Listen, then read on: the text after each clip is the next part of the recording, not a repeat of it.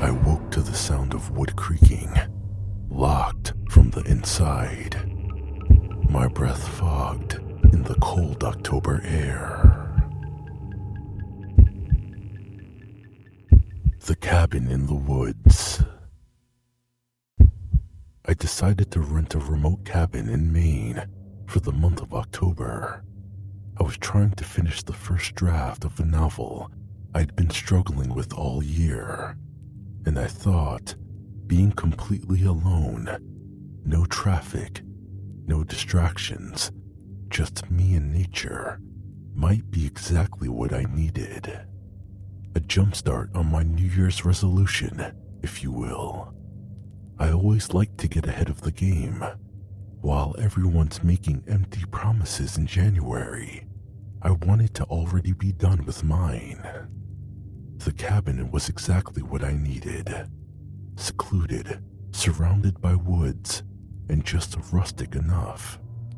The area was all thick pine woods, winding back roads, and that crisp autumn air that makes everything feel just a little more haunted. Perfect for my book. No Wi-Fi, spotty cell reception, which at the time I thought would help me focus. Just a fireplace, some books, a stocked pantry, and a tiny wooden writing desk facing the window. The first week was bliss, but around day 9, something changed. It started with small things, weird drafts inside, even when all the windows were shut. A tapping sound late at night, like a branch brushing the glass, but I noticed the trees weren't close enough for that. I chalked it up to wind or animals. Then one night, this was maybe October 11th, I woke up at exactly 3:13 a.m. No alarm, no noise. I just woke up. Then I heard it. The front door opening. It's this heavy, weather-warped thing with old brass hinges, and the sound it makes is unmistakable. A long, slow creak, like it's being dragged open against its own will. I sat up instantly. My first thought was that maybe I forgot to latch it properly, or it was a large bear that somehow was trying or was able to get in. But I always double-checked. This place was isolated enough that locking the door felt like survival instinct.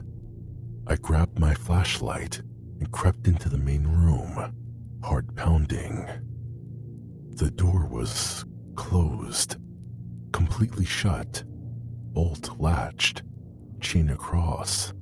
That's when I realized I never heard it close, only open.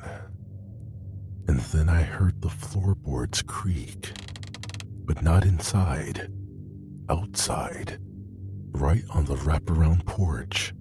A step, then another, slow, deliberate.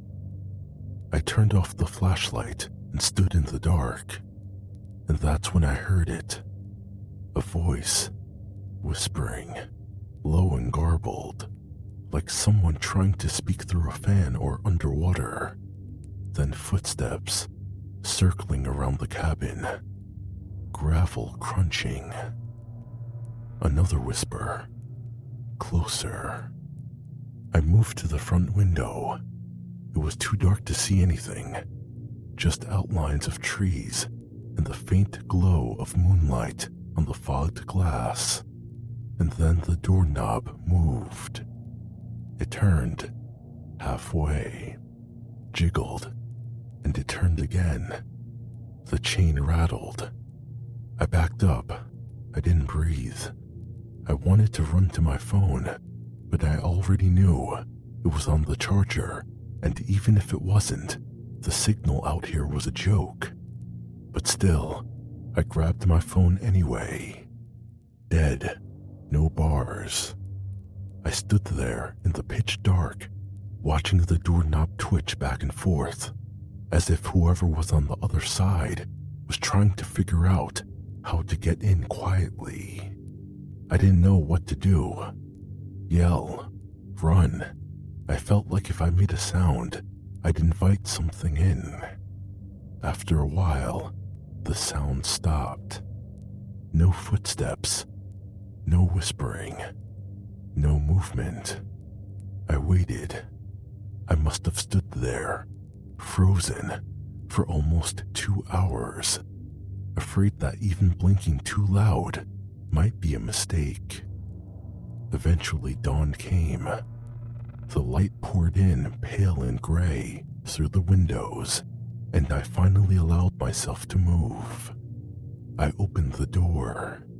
There were no footprints on the porch, but when I turned around, back inside, I noticed something strange. Right in front of the couch were muddy footprints, small, narrow, like bare feet. The tracks started at the door and led straight to my bed.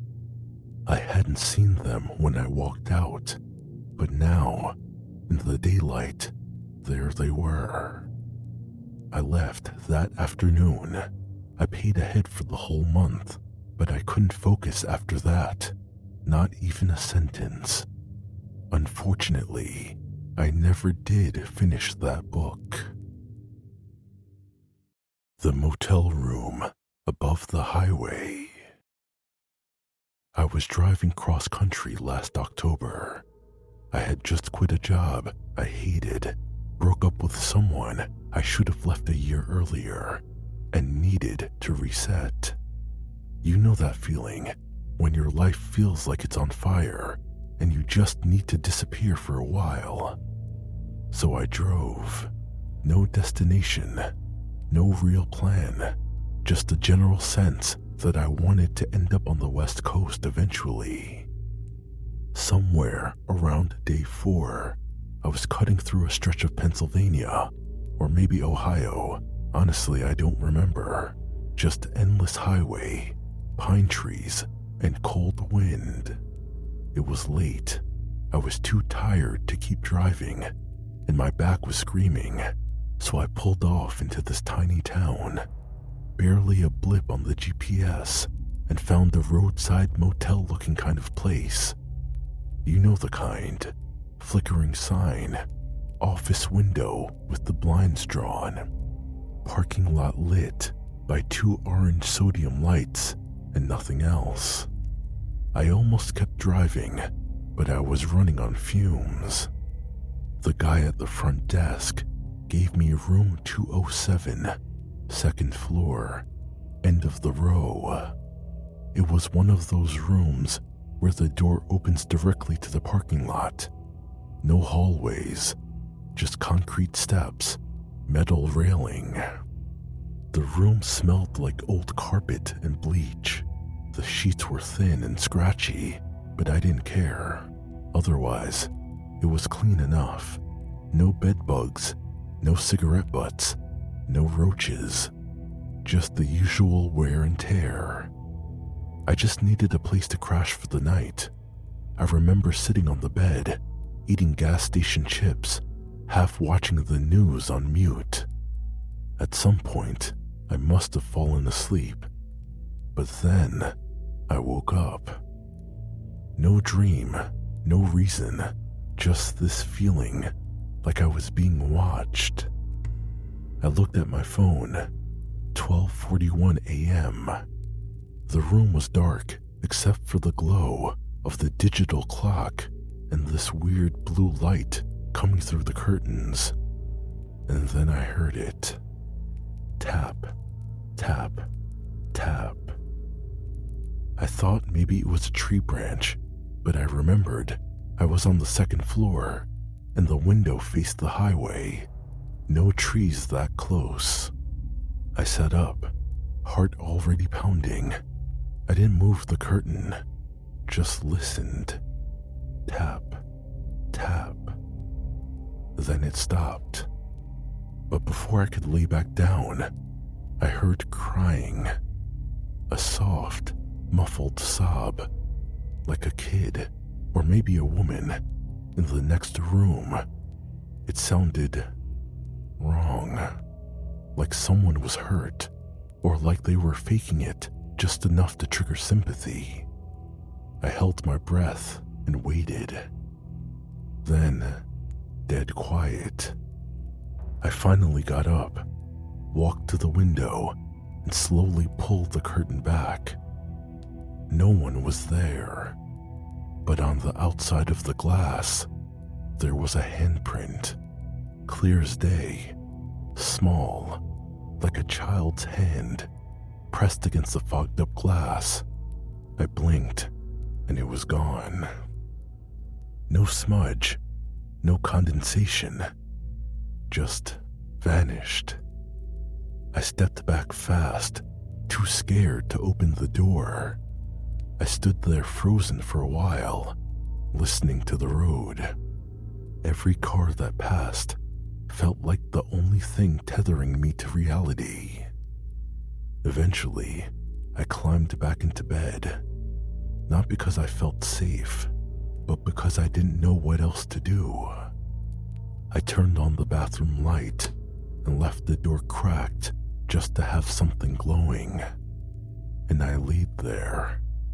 At some point, I started to drift off again, and that's when I felt it. Something brushed across the foot of the bed.